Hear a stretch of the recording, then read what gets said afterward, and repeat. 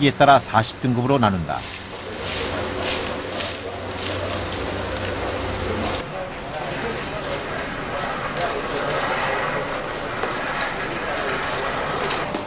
미국산 산삼의 홍콩 시장 점유율은 급속도로 커지고 있다.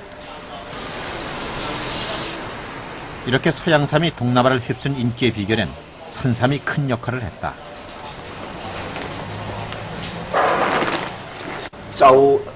分別嚟計咧，野生花旗參咧最主要咧就係咧佢就係生長嘅年期長啊，即係起碼超過10年以上，所以變咗咧就係因為中國人所講嘅日月精華，佢吸收咗日月精華多，即係所謂即係而家研究啦，就係叫微量元素啦，即係補充身體缺乏嗰啲，所以變咗咧就係最好啦。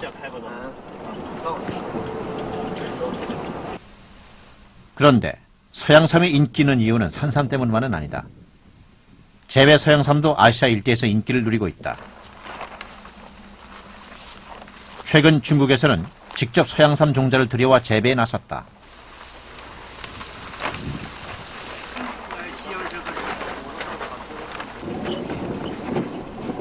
삼 재배를 위해 산을 밀고 땅을 일구고 있다.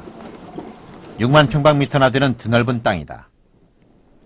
그런데 이 땅의 3분의 1은 서양삼을 재배할 예정이라고 한다. 这个没打桩这个是栽培西洋参，西洋参的面积在1500平方左右，1万500平方左右，它的面积是总的面积是45000平方米。 서양삼 재배 면적은 중국에서 계속해서 증가하는 추세다. 광활한 땅에 싼 임금을 이용해 중국 사람들은 서양삼 재배에 뛰어들고 있다. 중국 무송현의 한 인삼 가공 공장. 원래 이곳은 중국산 고려 인삼을 가공하는 공장이었다. 그런데 최근 서양삼도 함께 가공하고 있다. 서양삼을 찾는 사람들이 늘고 있기 때문이다. 西洋参那个我们南方的西方用，我们在这边买来到南方，自然销售量比较大，个个都喜欢用这个西洋参。 중국에서 서양삼의 수요가 급증했다는 건 인삼 시장에서도 확인할 수 있다. 중국 길림의 인삼 시장. 전통적으로 고려 인삼만을 취급하던 이곳에도 서양삼 거래가 많아지고 있다. 중국인들이 서양삼을 선호하는 이유는 무엇일까? 这个西洋参是因为是进口进来的，这个老百姓或者这个用户吧都感觉这个进口这个西洋参这个价格这个质量好，反正有这么说的。 고려 인삼의 효능이 서양삼에 비해 좋지 않다는 얘기다. 대체 무슨 얘기인지 삼을 판매하는 상인들을 만나보기로 했다. 一般都係介紹啲人參一般嗰啲一般嗰啲咁樣啊，食療啊同埋乜嘢係啊。咩人咧啱要食咩人邊？哦，一般咧高麗參咧就高血壓啲人唔好食，花旗參一般都可以冇乜所謂啊。 홍콩 인삼 가게에 있는 인삼 소개 책자에 고려 인삼은 열을 올린다고 적고 있다. 이러한 소문은 또 다른 가게 주인에게도 들을 수 있었다. 花旗參嗰個藥性係涼噶嘛，涼噶嘛，咁香港天氣熱，咁啊好適合香港啊，尤其是你華南沿岸咧，高麗參嘅藥性咧係溫嘅。香港呢個地區咧就係亞熱帶嘅地區 （tropical area）。韓國嘅地區咧係喺一個冷嘅地區嚟，好凍嘅，長年咧有落雪啊，好凍啊，要着好多衫嘅。咁你 高麗人參梗係啱晒食啦，因為可以 warm up your body。咁但係喺咁熱嘅天氣30幾度攝氏，咁你點食高麗參啊？ 한국과 중국에서 나는 고려 인삼은 혈압과 열을 올린다는 것이다. 과연 그럴까? 실험을 해보기로 했다.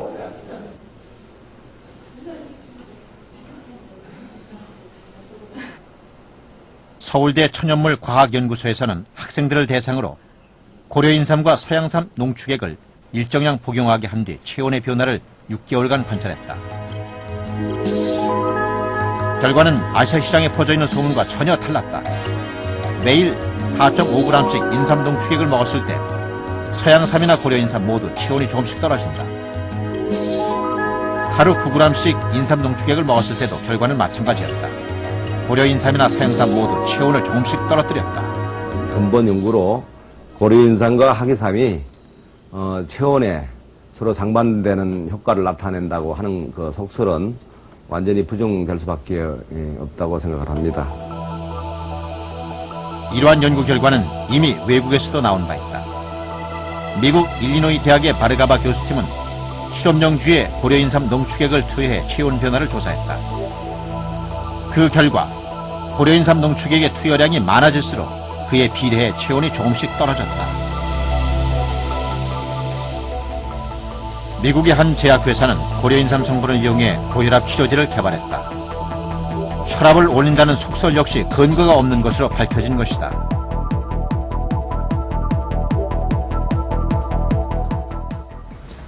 그렇다면 고려인삼에 대한 터무니없는 소문은 어떻게 나오게 된 것일까? 好啦，冇寫啦。 한 건강정보지에 열과 혈압에 대한 글을 썼던 중의사를 찾았다. 呢個選擇噶嘛，選擇佢問叫我食，有時咧又問我噶嘛，呢個係事實上係經驗啦，習慣係咁樣啦。如果你譬如你發燒感冒，一般嚟講就唔可以食高麗參啦。但係發燒感冒有時可以食西洋參都得嘅，花旗參都得噶，即係咁嘅意思啊。譬如發熱身體發熱咧，就唔可以食高麗參嘅，但係虛弱就食高麗參啦。 就咁嘅分別啦，呢個習慣係咁樣，經驗係咁樣啦，一般係咁樣啦。 그렇다면 실제 고려인삼과 서양삼의 효능은 차이가 있는 걸까? 중의사들이 처방을 내릴 때 쓰는 기본 의서인 중약태 사전을 찾아봤다. 서양삼의 효능은 불과 7가지. 모두 인체에 음액을 넣어 효열을 내리고 갈증을 없앤다는 내용이다. 서양삼은 보음제인 것이다.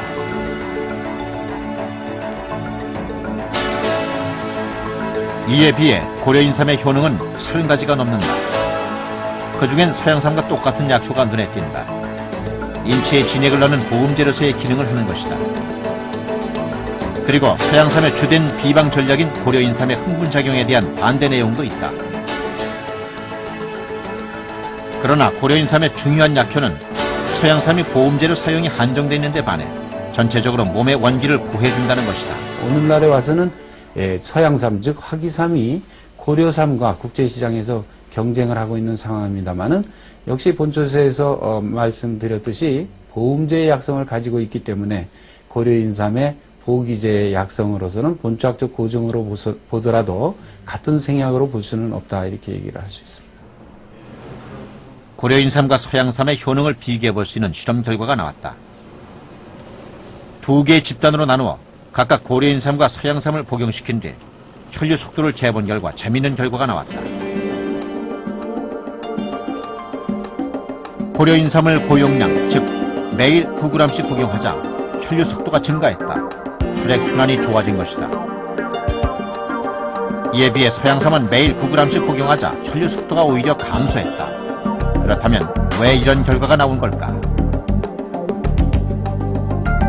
고려인삼과 서양삼의 성분을 비교해보면 고려인삼엔 사포닌 성분이 30가지가 들어있다.